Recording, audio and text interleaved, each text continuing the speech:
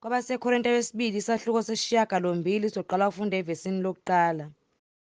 Kepha siyanazisa, bazalwane, ngomusa kaNkulunkulu awuphiweyo amabandla aseMakedoniya, ukuthi ekuvivinyweni okukhulu kosizi, ukuthokoza kwawo okuvamileyo nobumpofu bawo obukhulu kwenza ukuba avame kakhulu ekuphaneni okupheleleyo, ngokuba ngokwawo anikela njengamandla awo. Yebo, ngiyafakaza ngithi nangaphezu kwamandla awo, asinxusela kakhulu, ecela umusa wokuhlanganyela ekukhonzeni abangcwele. Futhi akubanga njengokwethemba kwethu kuphela, kepha bazinikela bona uqobo kuqala eNkosini nakithi futhi ngentando kaNkulunkulu. Saze samncenga uThithu ukuba njengalokhu wayeseqalile ngaphambili kanjalo afeze futhi kini lowo msebenzi womusa. Kepha njengalokho nivamile kukho konke, ukukholwa, namazwi, nokwazi, nokukhuthala konke, nothando enisithanda ngalo, manivame nakuwo lo msebenzi womusa. Angikusho njengomyalo, kodwa ukuze ngokukhuthala kwabanye ngivivinye ubuqotho bothando lwenu, ngokuba niyawazi umusa weNkosi yethu uJesu Kristu ukuthi nakuba ecebile waba mpofu ngenxa yenu, ukuze ngobumpofu bakhe nicebe nina.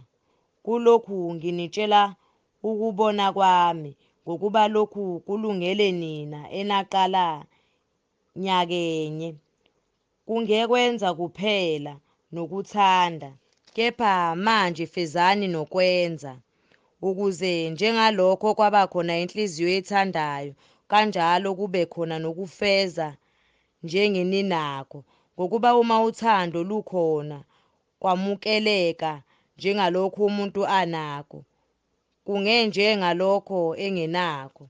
Ngokuba angikusho lokhu ukuba abanye bakhululeke nina nikhathazeke, kodwa kube ngokulinganayo, ukuze kuthi ngaleso sikhathi inala yenu isize bona ekusweleni kwabo, ukuba nenala yabo isize nina ekusweleni kwenu, kube khona ukulingana. Njengalokhu kulotshiwe ukuthi, kwabanokuningi kakusalanga, nowaba nokuncane kantulanga.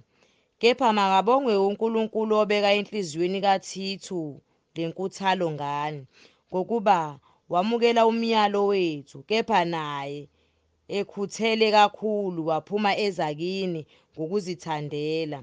Sithumele kanye naye umzalwane oludumo lwakhe ngevangeli lwandile kuwo onke amabandla. Kungesikho lokho kuphela, kodwa ukhethiwe futhi yiwo amabandla ukuba ahambisane nathi ngendaba yalomnikelo osetshenzwe yithi, kube ludumo kuyo iNkosi, kubonakalise ukukhuthala kwenu.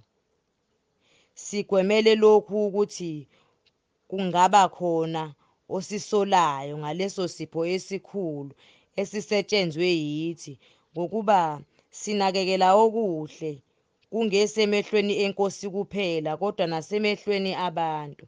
Kepha sithumele kanye nabo umzalwane wethu esimfumene kaningi ekhuthele ezintweni eziningi, kepha manje ukhuthele kakhulu ngenxa yokunethemba kwakhe okukhulu. Uma kubuzwa ngoThithu, yena ungumhlanganyeli nesisebenzi kanye nami kini, noma kubuzwa ngabazalwane bethu bayizithunywa zamabandla, bayinkazimulo kaKristu. Ngakho manibonakalise kubo phambi kwamabandla ubufakazi bothando lwenu nokuzincoma kwethu ngani.